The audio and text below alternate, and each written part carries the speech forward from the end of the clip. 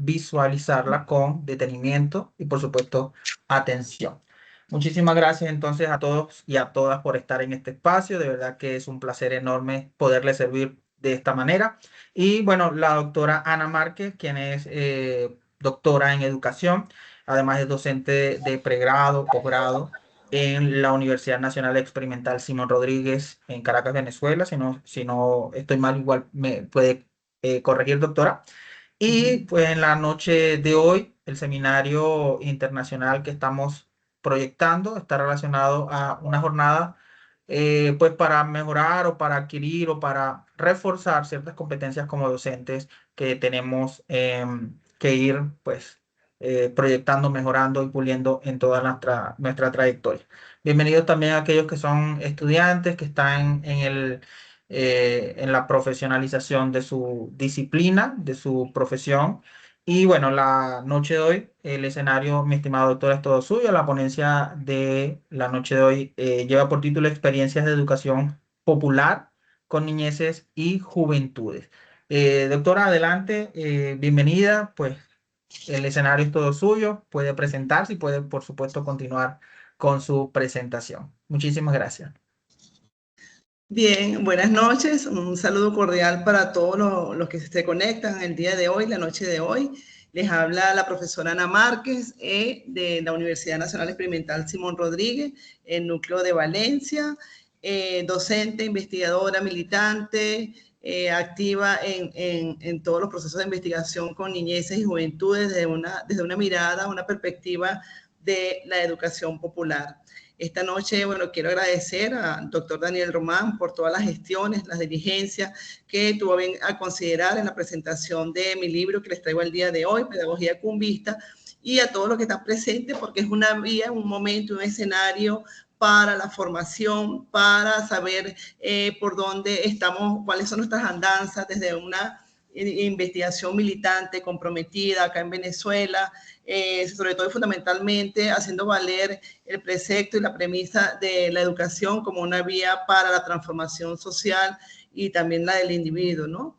Desde esos fundamentos de nuestra casa de estudio, nuestra casa o alma mater, la Universidad Nacional Experimental Simón Rodríguez, hemos venido acompañando todos estos procesos que tienen lugar desde una mirada, una perspectiva de la educación popular, porque ¿quién más que nuestro epónimo, nuestro maestro Simón Rodríguez, para que efectivamente nos ilumine en este transitar de estos andares que hemos venido transitando por muchos años desde ese compromiso colectivo con nuestras niñeces, con nuestras juventudes.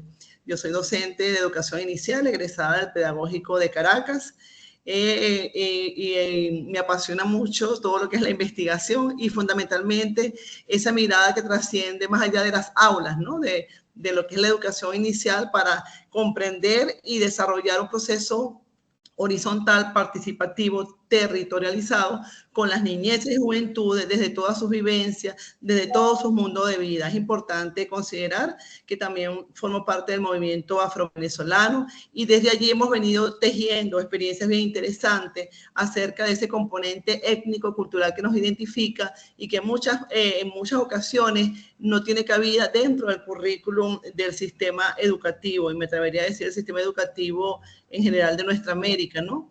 Y que en esa perspectiva de lo que es la educación descolonizadora, tenemos a Simón Rodríguez como el primer descolonizador de nuestra América, después de Simón Rodríguez, por supuesto, Paulo Freire, pero nos suscribimos a todos sus fundamentos desde una mirada de una educación otra que efectivamente forme a los republicanos que necesita esta sociedad del siglo XXI. Y cuando hablamos de la formación de republicanos y republicanas, necesariamente estamos hablando de un ser, de un sujeto que está en constante transformación, que sabemos que no hay una identidad única, sino que esas identidades se van transformando en la medida que ese sujeto se hace consciente de su ser y estar en un mundo también para sí y para los otros. Un ser que se va autoconociendo en ese proceso de formación colectiva que tiene lugar desde una mirada, una perspectiva de educación comunitaria donde todos se coeducan.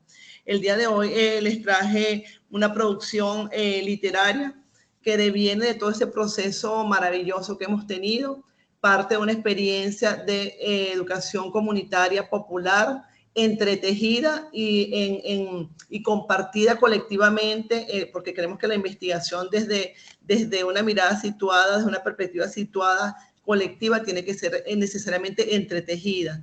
Y tenemos, bueno, todos los fundamentos de lo que es la educación descolonizadora de Luis Vigot, otro gran pedagogo nuestro venezolano, que él considera que efectivamente la investigación tiene que ser militante, ¿no? Porque él habla de ese papel o ese rol de ese docente que está allí en compañía con un grupo de educadores populares, con un grupo de investigación, con un grupo selecto, y que se interesa por los intereses de esa educación popular, de esos niños y esas niñas que están en unos contextos específicos.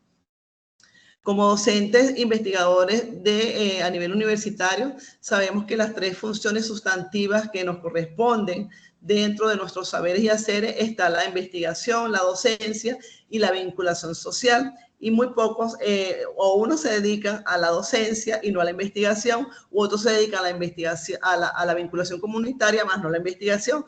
Pero en estas 3 funciones sustantivas, este libro resume la pedagogía cumbista, las 3 funciones sustantivas que debe tener todo o que le corresponden a todo docente investigador universitario.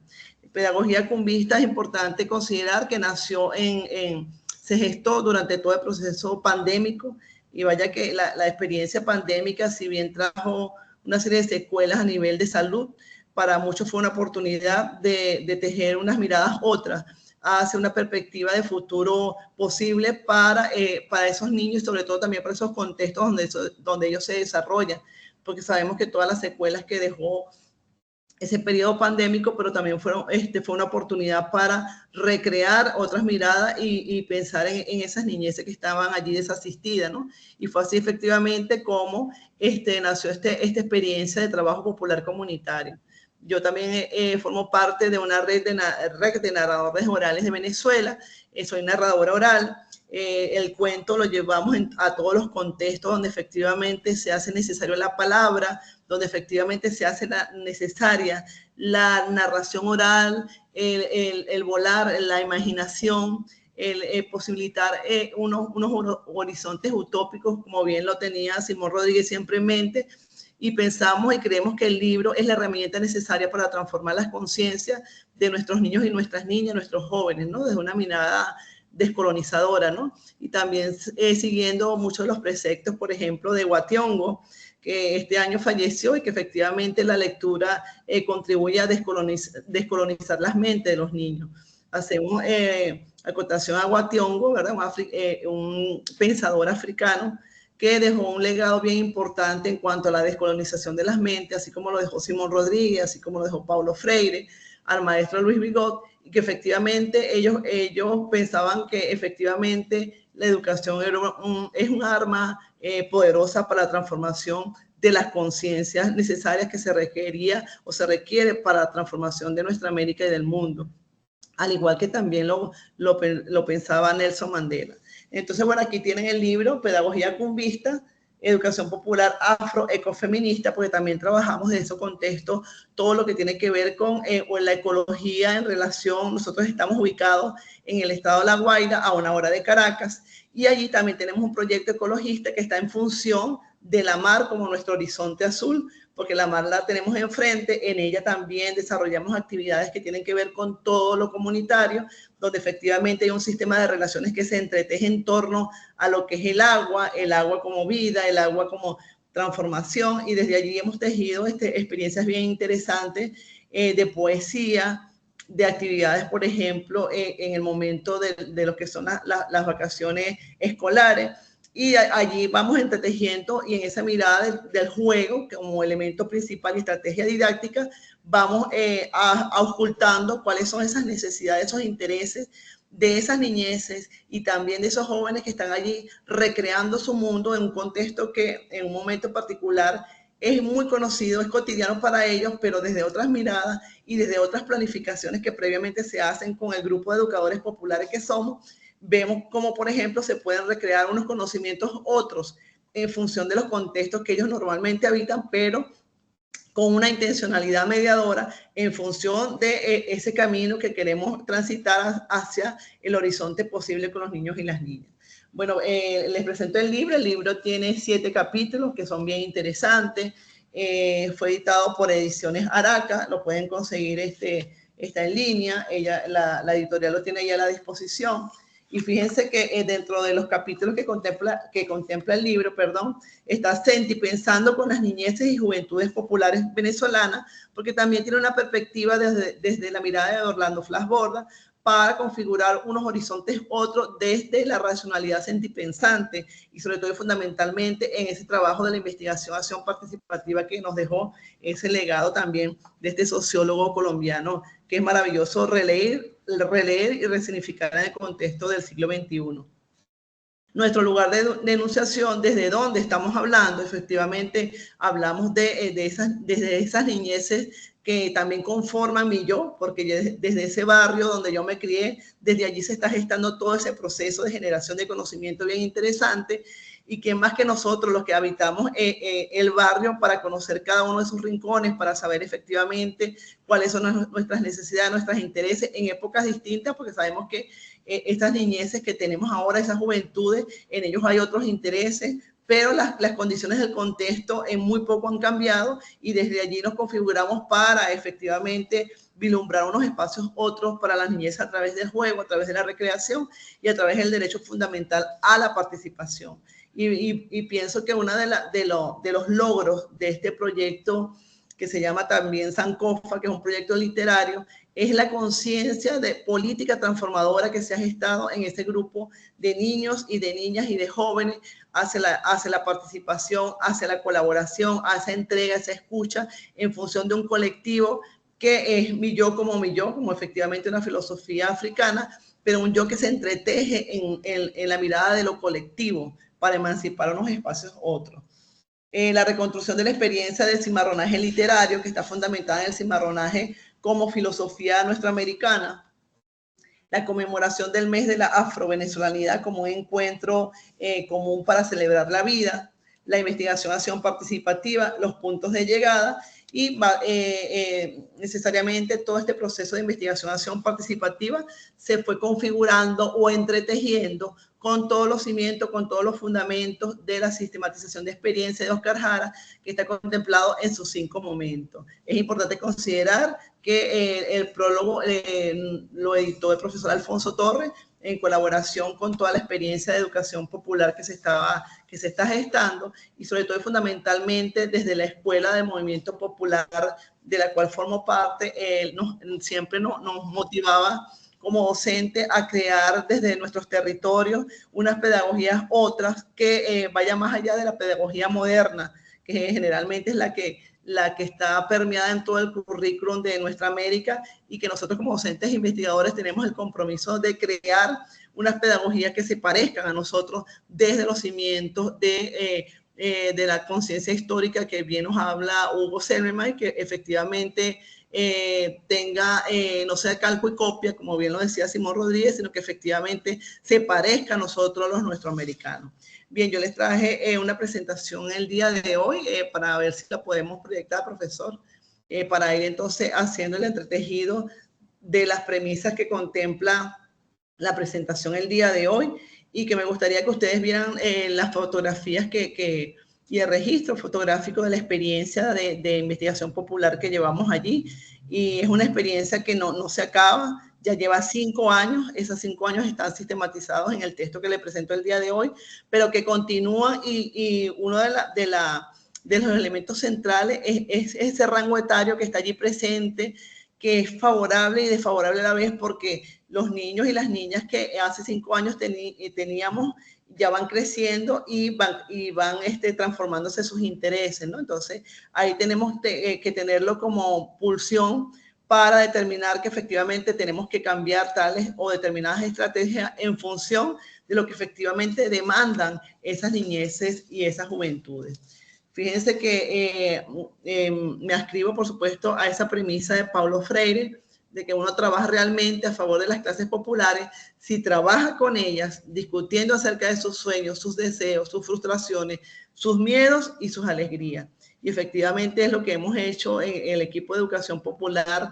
En su mayoría son todos docentes de educación inicial y también tenemos visita de artesanos que invitamos también para que formen parte en el acompañamiento pedagógico, en el acompañamiento artístico y cultural. Invitamos artistas, narradores orales. Es decir, por allí en esos 5 años han transitado una serie de compañeros y compañeras que creen en este proyecto, que les parece maravilloso, sobre todo la espontaneidad que tienen los niños en un lugar donde no hay reglas, no hay normas como dentro de la escuela, sino que es simplemente un espacio para compartir, socializar, en vista de que en el barrio allí donde ustedes pueden ver, son limitados, yo diría que escasos, los espacios de esparcimiento. Es así entonces como nace el Cumbe Infantil y Juvenil La Guacharaca, y quiero hacer mención de que el Cumbe viene de una tradición histórica cultural devenida de todo el proceso de colonización que tuvo lugar en nuestra América. Los cumbes son esos espacios liberados para pensar unas sociedades otras, y esos espacios liberados lo conformaron quienes, nuestros esclavizados, que huyeron de ese sistema opresor esclavista que los mantenía atados, ¿verdad? Y configurados hacia la enajenación de su persona. Y es cuando efectivamente ellos conforman esos procesos de liberación, y es cuando huyen a la montaña y forman esos cumbes para pensar unas sociedades otras. Es importante considerar que en Venezuela a esas organizaciones históricos sociales se le denomina cumbe. En Colombia, si nos acompañan compañeros acá de Colombia, se les denomina palenque, están ubicados en Cartagena, que es uno de los palenques históricos sociales que están todavía en pie y que tienen una larga tradición, no solamente de lucha, de resistencia, sino también del lenguaje. Se conservan muchas lenguas y también muchas tradiciones y culturas que tienen que ver, que nos rememoran con la madre África, ¿no? En Brasil tenemos los quilombos, ¿verdad? Que también configuran todas estas prácticas de liberación que tenían lugar en nuestra América para pensar unas sociedades otras. Si pasamos a la siguiente lámina, por favor. Y es importante considerar que se denomina guacharaca, es esa ave que ustedes ven allí, esa ave que tiene el cuello invertido, porque nosotros estamos rodeados entre montañas, y una de las aves primigenias que está allí es una ave galliforme, que ya yo he realizado estas presentaciones en otros espacios, en México, en Ecuador, y me dice que efectivamente la guacharaca tiene presencia también en sus territorios. Chalalala, creo que se llama en México, si no recuerdo, mal no recuerdo, pero en Venezuela se llaman guacharaca, y son unas aves galliformes que despiertan desde muy temprano a los que están dormidos, y este es nuestro cántico cuando nos reunimos con los niños y las niñas. Vamos a ver, ¿quiénes están dormidos? ¿Ustedes están dormidos? ¡No! Entonces, ¿cómo cantan las guacharacas? Guacharaca, guacharaca. Es nuestro como canto de guerra para efectivamente despertar a esas conciencias que están allí dormidas y que efectivamente se pueden transformar a través de un sistema educativo otro, como el que proponemos, a través de una pedagogía cumbista que parta de sus intereses populares. Allí tenemos parte del equipo que nos acompaña en esta experiencia, que es maravilloso. Blanca Márquez, que es mi hermana, Winifred Parra, Darwin Parra, Arelis, Penélope Tobar, Esperanza, y en fin, muchas educadores populares, compañeros, como les dije, que se enamoran de este proyecto, que creen en este proyecto, que siempre nos están diciendo cuándo vamos a hacer actividades en el Cumbe, se involucran, participan, y sobre todo muchos de los niños y de las niñas y de los jóvenes que van creciendo también se interesan en la parte de la organización, porque ven que efectivamente ellos disfrutan, y que en la medida que ellos colaboran en esa colectividad sintiente que se está tejiendo allí, ellos efectivamente pueden organizar espacios para el disfrute de todas y de todos. Siguiente lámina, por favor. Te voy a ir señalando con el dedo, profesor Daniel, para que vayamos siguiendo la secuencia en aras del tiempo, porque sabemos que el tiempo es limitado y veo que tengo 30 minutos. Entonces, es importante considerar que este proyecto tiene un antecedente previo también en el estado de La Guaira. El estado de La Guaira se caracteriza porque es una franja costera donde enfrente tiene el Mar Caribe, nuestro maravilloso Mar Caribe, que Eduardo Glissant decía que era el prólogo del Caribe, nuestro mar extenso, y de espalda tiene la montaña, que es el Guadaira Repano, como lo denominaban nuestros indígenas, nuestros pueblos originarios. Y bueno, desde allí configuramos toda esta experiencia de trabajo comunitario. Y específicamente este proyecto nació en un pueblo más allá de donde nosotros estamos, que se llama el pueblo de la Sabana. Fíjense que es un pueblo, antiguo pueblo esclavizado, logró liberarse en el siglo XVII, ¿verdad? De todo el proceso de emancipación colonial, es el primer pueblo liberado del estado de La Guaira, y allí hay cimientos todavía de todo lo que fue el proceso de esclavitud, hay haciendas, hay utensilios, hay cañones que extrajeron aproximadamente hace 5 años en todo un proceso de excavación que se hizo, es decir, un pueblo que todavía conserva en sus pobladores toda una tradición, toda una cultura de memoria, de resistencia, de colectividad. Hay una serie de valores culturales aquí muy presentes y acompañamos a esas niñeces que ya muchos de ellos ya hoy tienen 15 años, 17 años. No hemos vuelto porque queda aproximadamente de donde nosotros estamos, aproximadamente hora y media, 2 horas, pero muchos de esos niños que están allí, que iniciaron la experiencia con nosotros en el ámbito de la literatura, ya hoy son adultos y necesariamente tenemos el compromiso de visitarlos a lo mejor ya el próximo año para ver cómo han configurado sus mundos de vida y conocer qué están haciendo y cómo lo están haciendo y recordar muchas de estas etapas que desarrollaron como activadores culturales en todo este proceso de investigación. La siguiente lámina, por favor. Es importante considerar que estos territorios son territorios afrovenezolanos o afroguaireños por toda esa historia de cultura y tradición que tienen allí presente. Ahí está la ubicación territorial del Cumbe Infantil La Guacharaca, ubicado en el estado de La Guaira. Fíjense que está muy cerca, enfrente, ¿verdad? Al norte, directamente de lo que es el Mar Caribe, nos arropan básicamente todo lo que es el territorio azul, lo que llamamos el territorio azul, y desde allí configuramos una sociedad de otra. Ahí está el logo principal del Cumbe Infantil y Juvenil La Guacharaca. Esa ave galliforme que ustedes ven es el ave sancofa africano, que lo configuramos y lo fusionamos en esa ave de Guacharaca nuestra. Y si ustedes pueden ver el centro de su cuerpo, allí hay una configuración también de los petroglifos nuestros que están en el estado Carabobo de la diosa de la lluvia. Es decir, hay una configuración histórico-cultural de toda la etnia africana, lo étnico africano y también lo indígena como elemento cultural en ese reconocimiento de lo que somos como nuestro americano. Y ahí está el código QR. Adelante, por favor. Es importante, bueno, considera que esto forma parte de un proyecto de investigación también de nuestra universidad que nos apoya. Yo coordino el Centro de Estudios Culturales Indígenas y Afrodescendientes en la Universidad Simón Rodríguez y desde allí también hacemos una activación en función de este proyecto que llevamos y presentamos en el mes de julio en la conferencia Claxo en Bogotá. Y bueno, este proyecto fue de conocimiento de todos los investigadores que allí tuvimos. Dentro de los nudos problemáticos, las nociones problemáticas que siempre tomamos en consideración, es uno de los elementos que generalmente hacemos, lo que estamos investigando, y sobre todo esa posición del adultocentrismo que tiene lugar en las investigaciones, ¿verdad? Cómo nosotros como investigadores nos deslastramos de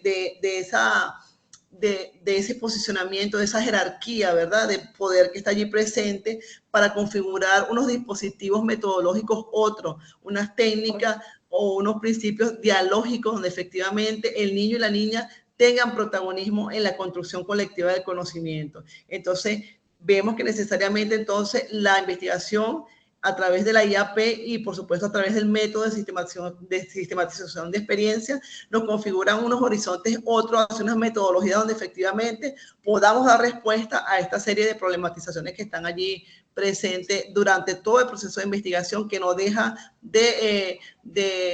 no se deja de lado, sino que efectivamente se mantiene en la mente, porque la posición de jerarquía como docente investigador se superpone en función de lo que es la infancia, pero efectivamente nosotros tenemos que estar muy presentes de que son los niños y las niñas los protagonistas dentro de esta historia que se está entretejiendo de manera colectiva.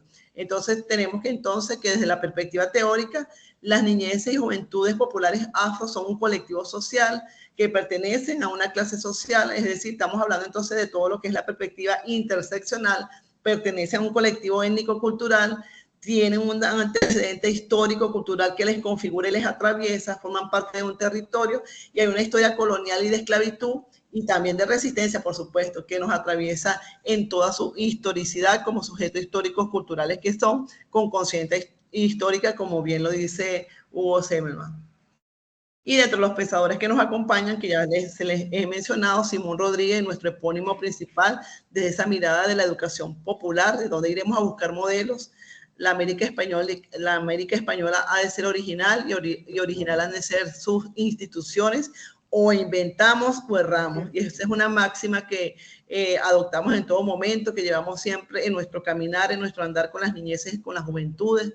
Oscar Jara, por supuesto, Flash Borda, Arturo Escobar con toda su concepción de lo que es el pluriverso, ¿no? Y la guacharaca es el pluriverso donde pues, se configuran todas las miradas, todas las voces en función de los horizontes posibles otros, y siempre tomando en consideración el sentido de la conciencia histórica que nos habla Hugo Selma en función de ese ser, ¿verdad?, que se transforma a través de la educación para ser un ser erguido, un ser que se reconfigura, y por eso la pedagogía del Cumbe. Cuando hablamos de un sujeto que se libera, que se emancipa de un sistema colonial, estamos hablando de un sujeto erguido que reconoce que efectivamente tiene potencialidades y que se deslastra de todo un sistema esclavista que lo aprisiona y que lo desconfigura en su ser. Entonces, desde allí, desde todos esos cimientos de nuestra historia, estamos construyendo todo esto, estos cimientos de la educación popular comunitaria. La próxima, por favor.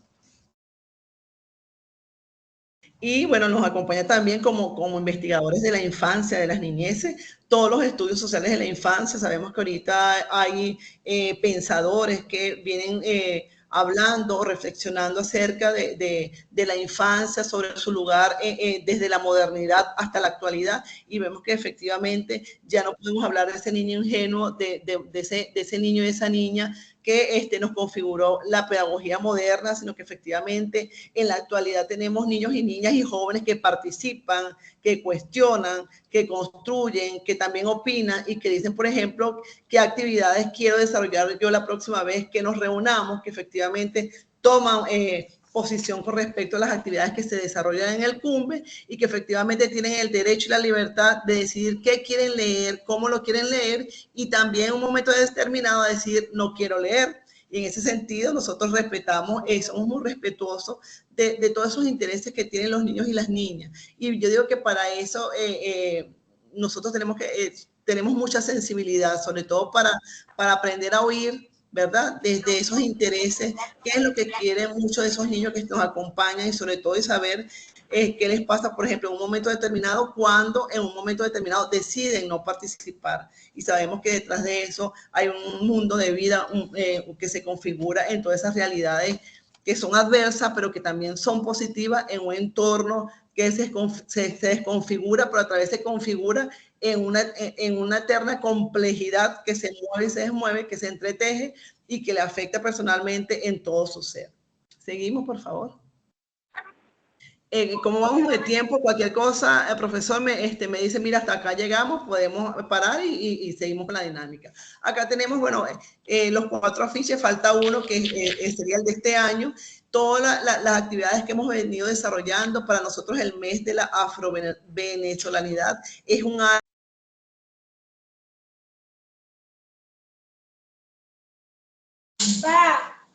Profe, qué pena, tiene el micrófono silenciado.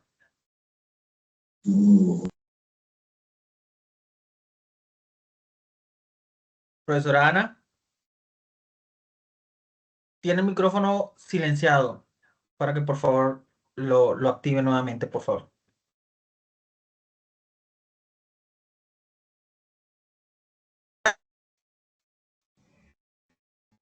Diga. ¿Ahora sí me escuchan? Sí, señora, ahora sí la escuchamos. Okay. Bien, los que ven a continuación en la lámina siguiente son los afiches conmemorativos del mes de la afrovenezolanidad que hemos desarrollado durante 4 años. Nos falta el de este año que no los coloqué allí, pero esas actividades se desarrollan de manera colectiva y básicamente están fundamentadas en acciones participativas de las niñeces y las juventudes.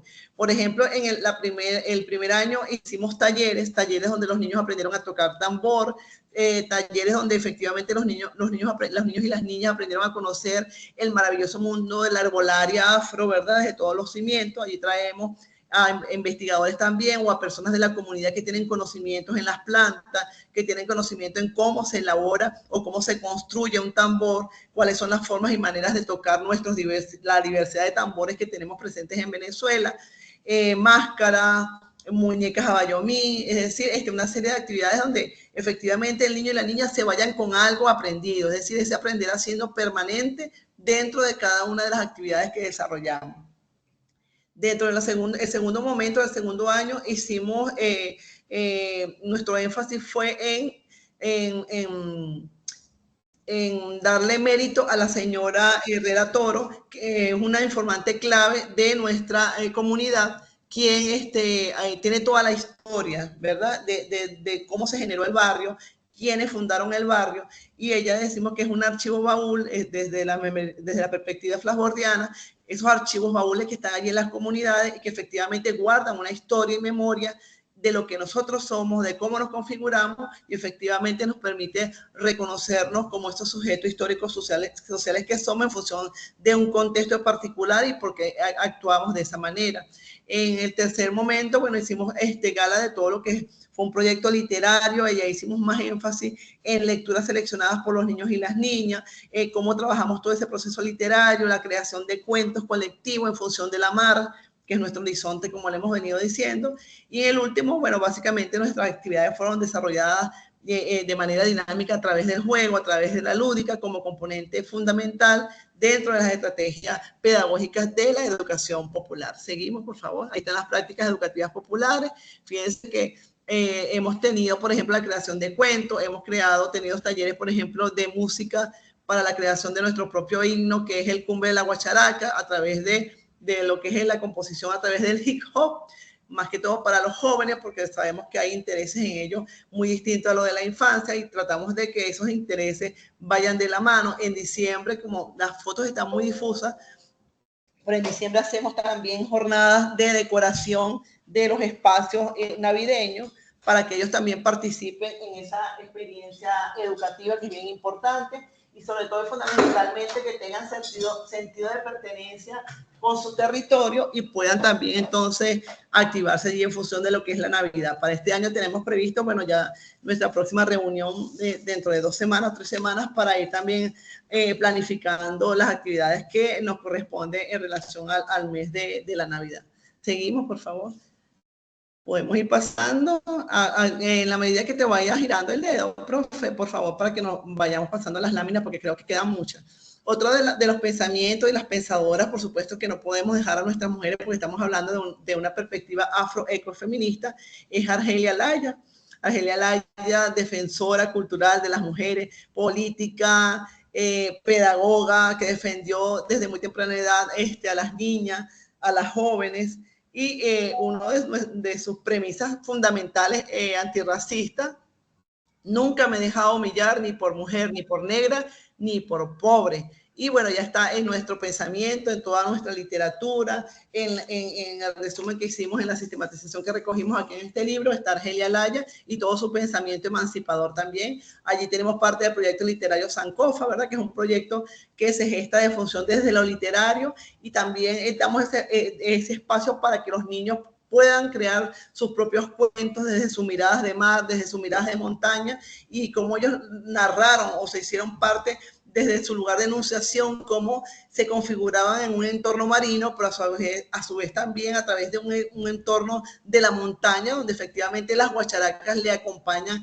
en ese crear de imaginación colectiva en lo literario, en la narración, como elementos fundamentales de enunciación para esos niños y esas niñas que se están formando allí. Allí tenemos las programaciones que hacemos en función de muchas de las lecturas que tenemos, tienen que ver con nuestros pensadores afro, ¿verdad? Como tenemos allí La Nochebuena Negra de Juan Pablo Sojo, ellos tuvieron la oportunidad de leerlo y luego lo llevamos al campo de la narración oral y yo tomé uno de las historias que estaban allí e hicimos todo un contexto de narración oral bien interesante en función de la perspectiva de esa lectura de Juan Pablo Sojo, que es maravillosa, que tiene muchas metáforas y muchos elementos que desarrollar.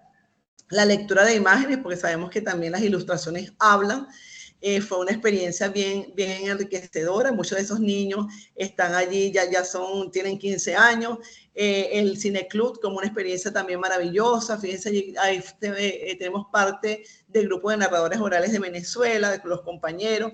También hacemos militancia en el estado Carabobo, en Valencia también donde estoy, porque me configuro entre Carabobo, La Guaira y Caracas, y desde allí también atendemos las necesidades en las escuelas también, de otras escuelas acá cercanas. Ahí tenemos nuestro mural marino, fíjense, ahí está, si podemos parar un momentito allí, fíjense, en el fondo pueden ver el mar, ahí está el mural marino que este año lo hicimos con los niños, desde todas sus experiencias, desde todas sus miradas de mar azul que siempre configuramos. Y bueno, está ese mural marino que lo ven súper extenso, está diseñado también con animales marinos que están allí presentes, delfines, caballos de mar, peces, y fue una experiencia enriquecedora porque los niños desde la noche hasta el día siguiente en la tarde se involucraron, participaron y contribuyeron que efectivamente a recrear unos espacios otros en las comunidades desde sus intereses, desde un compromiso de conciencia política movilizadora.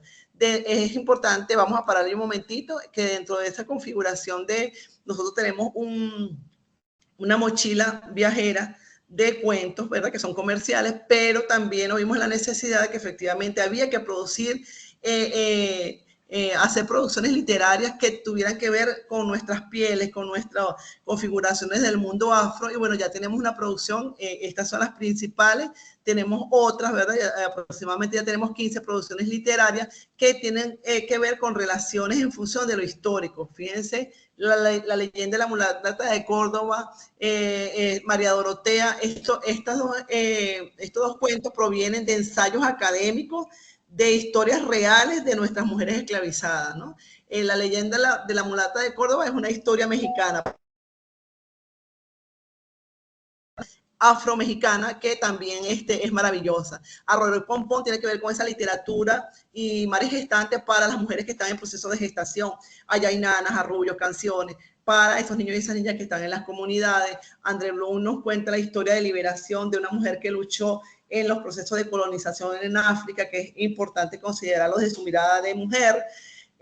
Una perspectiva de la literatura desde los orichas, porque sabemos mucho de los dioses griegos, pero muy poco sabemos de los orichas protectores que tienen que ver con la mitología yoruba o con la religión yoruba, y ahí hay una cosmovisión bien interesante de valores, de proverbios que tienen que ver con toda esa literatura de la narración oral o del posicionamiento de la narración oral como una vía epistémica también. Y mi patio de juego básicamente es un cuento silencioso donde se configuran unos mundos otros desde la mirada por ejemplo, de las imágenes de la ilustración para niños y niños con discapacidad auditiva. Es importante considerar, bueno, que estas producciones literarias ya han sido presentadas en la Feria del Libro en Venezuela, como por ejemplo Narraciones para la Libertad, que la asumió la Universidad Simón Rodríguez en su editorial, la pedagogía cumbista que este año bautizamos, y también Ediciones Araca estuvo presente en la presentación de ese libro en la Feria del Libro de este año, Pañito, que también lo bautizamos en Bogotá, en Colombia, lo editó Laboratorio Educativo y lo presentamos también en la Filben en Carabobo, de la Universidad de Carabobo, y seguimos produciendo. Es importante considerar que todas estas experiencias literarias parten de la vida misma. Son experiencias de crianzas directamente de mi madre, de mi familia, pero también de las experiencias que hemos tenido con los niños y con las niñas directamente en el CUMBE. Bueno, ya tenemos reconocimiento del trabajo realizado, siempre por supuesto en colectivo, con la gente que cree en el proyecto, con la familia, con todos los afectos, con todos los niños y niñas que siempre nos acompañan, y por supuesto no podía faltar el pensamiento de nuestra querida Bell Hooks, que siempre nos acompaña en lo espiritual para seguir caminando con las niñeces, con las juventudes, porque ellos efectivamente son los ciudadanos republicanos y republicanas que nos configuró Simón Rodríguez, que efectivamente es un compromiso de vida que tenemos, y nuestra máxima es el amor y la ternura siempre como armas de resistencia para brindarles unos espacios otros a nuestros niños, a nuestras niñas y a nuestros jóvenes. Bueno, con eso me despido, hasta la ternura siempre, y abierta pues por supuesto a todas las inquietudes, preguntas que puedan considerar en función de este proyecto, que es un proyecto de largo aliento, que es un proyecto que está en expansión y que es posible gracias a la mirada, a las creencias, a la imaginación y a esa entrega de los niños, las niñas y los jóvenes de nuestra querida patria y en particular de La Guaira, desde donde ese lugar, ese nicho que me vio nacer. Muchísimas gracias por estar presentes el día de hoy. Bueno, quedo abierta, profesora Daniela, a todas las preguntas, a comentarios que tengan a bien considerar. Claro que sí, profe, muchísimas gracias por el espacio. Veo algunos comentarios en los cuales los colegas se transportan a su niñez, a su infancia, a su adolescencia, y creo que esa retrospectiva nos hace a nosotros también pensar, ¿no? Cómo los tiempos cambian y cómo de alguna forma se deben mantener las costumbres, la cultura, los ideales, por supuesto, y pues mencionar todos los próceres y todos los escritores, autores, pensadores, nos tiene que hacer reflexionar, ¿no? Entonces, muchísimas gracias de verdad por el espacio, por traernos siempre a memoria lo que de alguna forma hemos vivido y lo que nosotros somos, justamente eh, somos ese constructo, ¿no? Esos pedacitos de historia, como lo mencionaba usted, am, esos archivos de baúl, esos informantes, ¿no? Y somos eso y somos más, y por supuesto estamos aquí para recordar lo que somos y hacia dónde vamos. Si alguno de los compañeros, compañeras, colegas, profesores, docentes e incluso estudiantes quisieran, pues, hacerle alguna pregunta, consulta, sugerencia o recomendación en relación a la temática de hoy, pues puede levantar la manito. Yo acá tengo algunos comentarios, creo que en el chat también han dejado algunas reflexiones o algunas felicitaciones realmente por lo que ha hecho. Entonces, fíjense que acá nos consulta la profesora Josefa. eh, Nos consulta de qué manera estas experiencias pedagógicas contribuyen al desarrollo del pensamiento crítico en niños y jóvenes. Sí, es la única pregunta que hay por allí, sí. Voy respondiendo en la misma dinámica que van preguntando, sí. Sí, puede, o no sé si de pronto a medida que vayan, si hay alguna coincidencia entre las preguntas, pues daremos por respondida esa inquietud. Sí. Sí, fíjese, bien interesante la pregunta que nos hace la compañera. Efectivamente, todas estas prácticas de educación popular contribuyen a emancipar voluntades, a emancipar conciencia, y una de las vías fundamentales es la literatura. Nosotros consideramos que la literatura es fundamental porque te permite recrear esos mundos otros de la fantasía que están presentes o muy presentes desde temprana edad en el niño y la niña, y que efectivamente yo puedo configurar desde esa corporalidad que estamos cuestionando, ¿no? Y reflexionando con respecto, por ejemplo, desde una mirada del autorreconocimiento de lo que somos, por ejemplo, como afrovenezolanos, ¿no?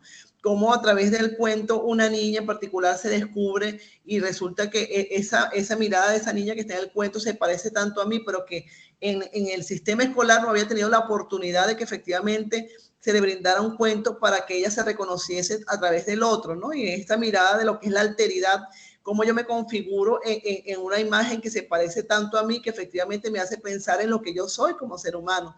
Yo pienso que el principal sentido de emancipación y de sentido de pedagogía crítica se construye en la medida que tú te autorreconoces como persona, ¿no? En la medida que tú sepas de quién soy, qué quiero y hacia dónde voy en ese horizonte de transformación personal que debería tener o debería ser el fin de todo el sistema educativo, ¿no? Aprender a reconocerte y saber tus orígenes, ¿no? Tus orígenes, de dónde vienes y hacia dónde vas, porque efectivamente eso es lo que nos hace reconocernos en nuestra existencialidad corpórea y sobre todo en lo que nosotros somos ante el territorio que nos configura también en nuestra corporalidad sintiente, ¿no? Y pienso que efectivamente la pedagogía crítica es una tradición, es una pedagogía que efectivamente tiene un andar, tiene un saber hacer, tiene unos fundamentos histórico-culturales en nuestra tradición pedagógica y que necesariamente nosotros tenemos que retomarla, ¿no? Si la hemos dejado abandonado en el camino, porque hoy más que nunca, ¿verdad? Porque sabemos todo lo preponderante o el avance que está teniendo la inteligencia artificial, nosotros necesitamos y requerimos de un pensamiento otro, ¿no? Y ese pensamiento otro vale a colación de una mirada descolonizadora de lo que es la educación, para que efectivamente no solamente el niño, sino también el docente tenga que descolonizar ese pensamiento que a veces nos ancla a lo tradicional y que efectivamente sea un receptor crítico ante ese potencial, esa avalancha que tenemos, ¿verdad? Como la inteligencia artificial, que no la rechazamos, pero sabemos que hay un potencial allí también que está a la par en el sistema educativo y que necesariamente requerimos cada vez más de niños y niñas críticos y de jóvenes críticos para efectivamente aprender a leer en ese interlineado de configuraciones que están teniendo lugar dentro de la escuela y sobre todo en el sistema social como un dispositivo también importante social y educativo. Muchísimas gracias, profe. Antes de hacerle una pregunta relacionada a lo que son las nuevas tecnologías, voy a darle la palabra a la doctora Dulce Guerra para que pueda intervenir y continuamos con las preguntas que nos dejan. ¿De acuerdo? Doctora Dulce, bienvenida, buenas noches. Buenas noches, Daniel. Buenas noches, Ana. Felicidades, Gracias. éxito y continúa con estos eventos que realmente nos permiten ver cómo darle valor a nuestros niños y a nuestra juventud. Y te diría que no solamente pensemos en la pedagogía, no solamente pensemos en los docentes, en esta labor tan importante de generar ese proceso de costumbres, de hábitos, de cultura nuestra. Tenemos que involucrar a los trabajadores sociales, a los sociólogos, a los orientadores. En nuestro caso, en Venezuela, tenemos los orientadores. Y es muy necesario, inclusive por todo esto que estamos viendo hoy en día, desde el descontrol en nuestros niños y en nuestra juventud. Tenemos que ocuparlos en cosas importantes, generando esas reuniones, ese compartir de ese diálogo de saberes con ellos para que ellos entiendan por qué somos así, de dónde vienen nuestras costumbres, cómo somos, por qué somos. Y aunado a eso, los ayudemos a formar su personalidad, a generar una serie de estrategias que le permitan entender el mundo en el que estamos viviendo. Yo aupo y pido a todas las personas que estamos en contacto con niños, que estamos en contacto con la formación, a que mantengamos este ideal de Simón Rodríguez, que nos permita ver la manera como formar a nuestros hijos, a nuestros niños, a la gente, a la juventud de nuestras comunidades. Eso tiene un valor, bueno, no tiene valor, es demasiado importante y me alegro que tú, dentro de este planteamiento que nos has hecho hoy, nos hagas ver lo que se está haciendo en algunas partes de Latinoamérica. Felicidades, Ana. Gracias, Continúa gracias. con éxito. Gracias, profesora Dulce. Ciertamente es Muchísimas así. gracias. La visión transdisciplinaria debe permear todas y cada una de las actividades que nosotros desarrollemos en función de la infancia.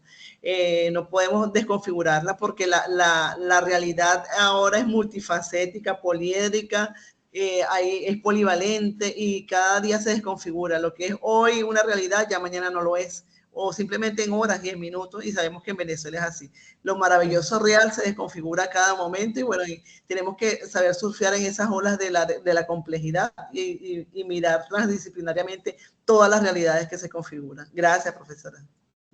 Gracias a ti. Gracias, Daniel. Gracias, profe. Por acá nos deja una compañera una pregunta y es relacionada con las nuevas herramientas informáticas digitales y el acceso a ellas. Los estudiantes ya desde nivel básico cambian el enfoque y la manera de percepción de la información, así como su aprendizaje. ¿Qué tan positiva o negativamente estos cambios o estos paradigmas? ¿Es una pregunta o una reflexión? A ver. Al final deja un signo de interrogación, dice, ¿qué tanto puede afectarles o ayudarles cuando sean adultos? El tema de las herramientas informáticas y el acceso a ellas. Desde el nivel básico cambia el enfoque y la manera de percepción de la información y cómo adquieren o cómo aprenden. ¿Qué tanto puede afectarlos o ayudarlos cuando sean Sí. adultos. Sí, bueno, tenemos que estar conscientes que la inteligencia artificial y hoy día, pues, y siempre ha estado la tecnología ahí permeando toda nuestra realidad, está presente y no podemos desconfigurarnos de ella porque es una herramienta y la inteligencia artificial nunca va a estar por encima de un potencial tan maravilloso como es la imaginación, ¿no? Que tenemos los seres humanos, pero efectivamente tenemos que aprender a usarla con conciencia crítica y saber que hay un código de ética que nos configura y que nosotros también, así como ellos, estamos permeados de una realidad de la inteligencia artificial, donde efectivamente vemos que el pensamiento crítico es escaso, ¿no? Y nosotros en nuestra labor como docente, como docentes universitarios también que somos, tenemos que efectivamente cambiar las estrategias para que efectivamente hacerle ver a nuestros estudiantes de que es una herramienta, pero que se requiere de un potencial crítico para efectivamente ser receptores críticos ante lo que, lo que se les configura en las pantallas, desde la discursividad también a lo que es la ilustración y la imagen, ¿no? Porque sabemos que ahorita con la inteligencia artificial todas las realidades pueden ser cambiadas de manera distinta, de manera dispersa en cuestiones de segundos, pero está en la mirada crítica que nosotros tengamos como docente, ¿verdad? Y también como estudiante, de que efectivamente, ¿dónde está mi lugar de enunciación ante eso que se me presenta como realidad? Y allí necesariamente tenemos que valernos de herramientas tan poderosas como son uno de los elementos de la pedagogía crítica, que hoy más que nunca, y la UNESCO ahorita lo acaba de reafirmar, que el pensamiento crítico es necesario para toda esta revolución tecnológica que tiene lugar en el siglo XXI. Y necesariamente la adquisición de habilidades y destrezas tecnológicas, hoy más que nunca, tienen relevancia por todo el desarrollo que está teniendo la tecnología. Y bien lo decía Hugo Salmema en su momento, que hay una realidad que se configura y que va caminando por un lado y la teoría va caminando por otra. Entonces, ¿cómo configurar una encrucijada para que coincidan efectivamente la teoría y la realidad? Bueno, ese es el reto.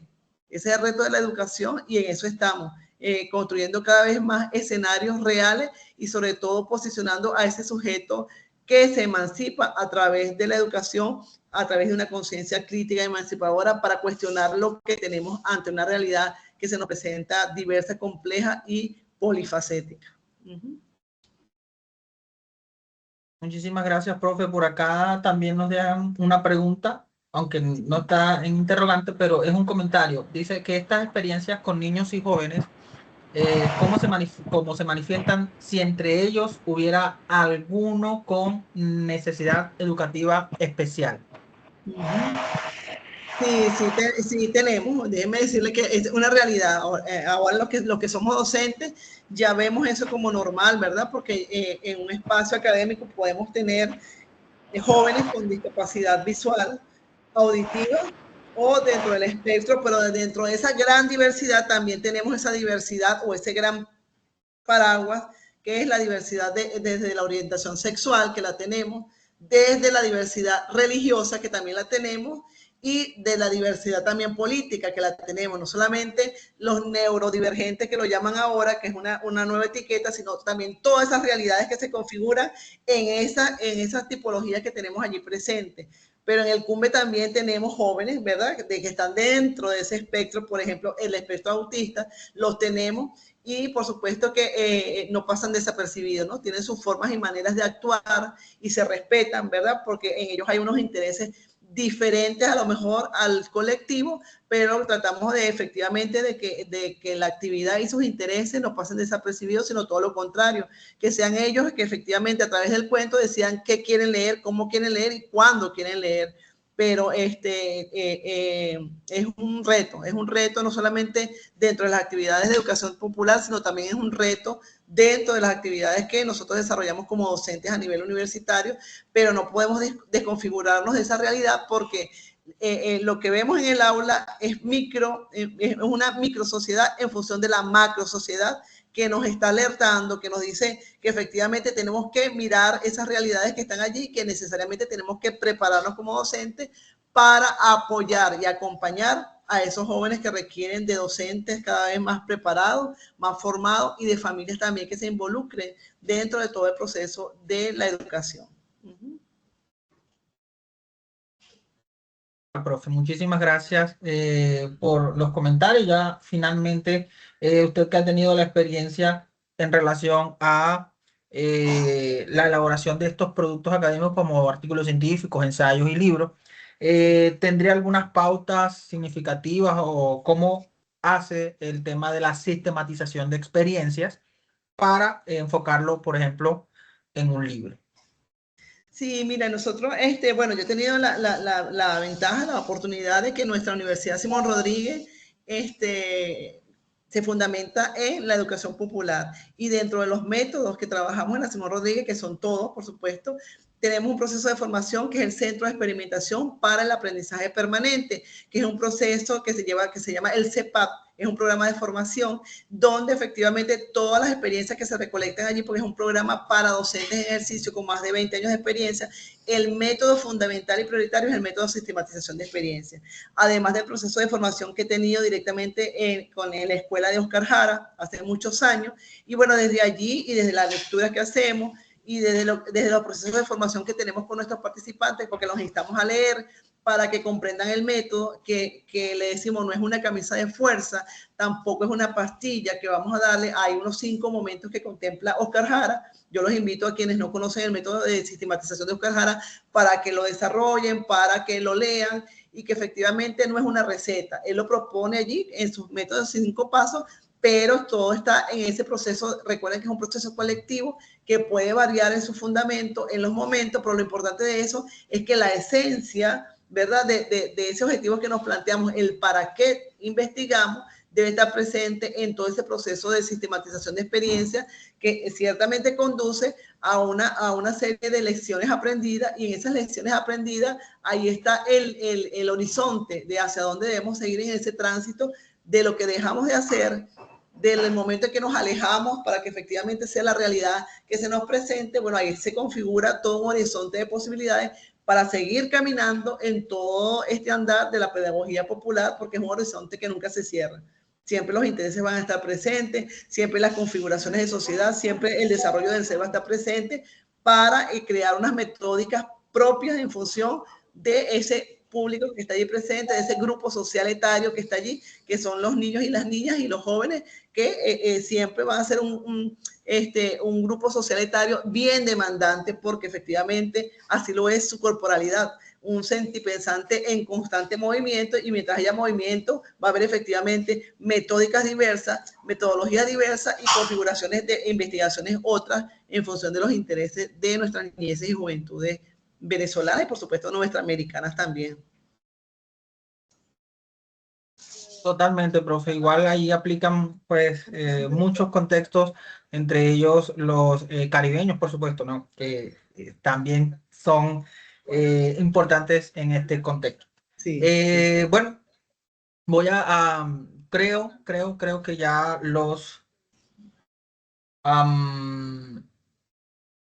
el link de asistencia ya lo colocamos, lo pueden validar. El tema con los certificados, pues en teoría debieron o deben estar llegando a sus correos en este instante. Y por favor, lean las instrucciones. Uno de los problemas que a veces tenemos es que no leemos las instrucciones. Entonces, recomiendo que lean, por supuesto, las recomendaciones para el tema de la emisión de los certificados. La presentación la tenemos disponible, la profesora Ana nos las compartió. Podemos, por supuesto, proporcionárselas si la profesora Ana pues lo autoriza. La colocamos en Zenodo, que es un repositorio internacional de acceso abierto, y puedan descargar esa presentación. Incluso pueden citar a la profesora en la experiencia que ha tenido y pues por supuesto en lo que concierne esta actividad. La grabación también se la vamos a hacer llegar y valoramos pues realmente su tiempo, su amabilidad. Doctora Ana, muchísimas gracias por la iniciativa, por la aceptación, por supuesto. Y también hacemos la invitación a todos aquellos colegas que de pronto tengan experiencia y que han tenido un cúmulo de conocimientos, por supuesto, a partir de la sistematización de sus vivencias, por supuesto, la podemos transmitir, la podemos compartir por este medio. Profesora Ana, para finalizar, palabras finales, los colegas, Sí, por bueno, favor. los invito a continuar en este proceso de formación que es importante.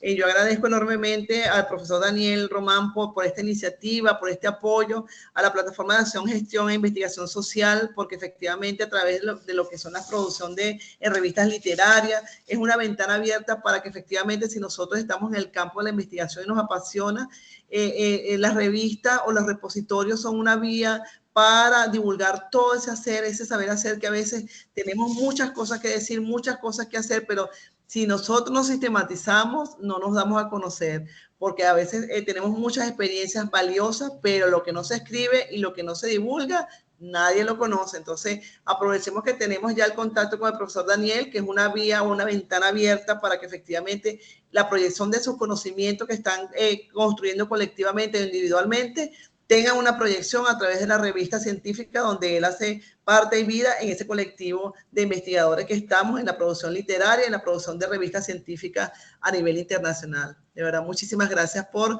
todas las gestiones que tuvo bien considerada para la presentación del día de hoy. Claro que sí. Doctora, muchísimas gracias entonces por el espacio. Nos veremos en una nueva oportunidad y agradezco a todas las personas pues por estar en este espacio. Gracias por la asistencia, por la presencia y por supuesto nos veremos próximamente. Muchísimas gracias, feliz y reparador descanso, feliz fin de semana. Feliz noche, muchas gracias, hasta luego.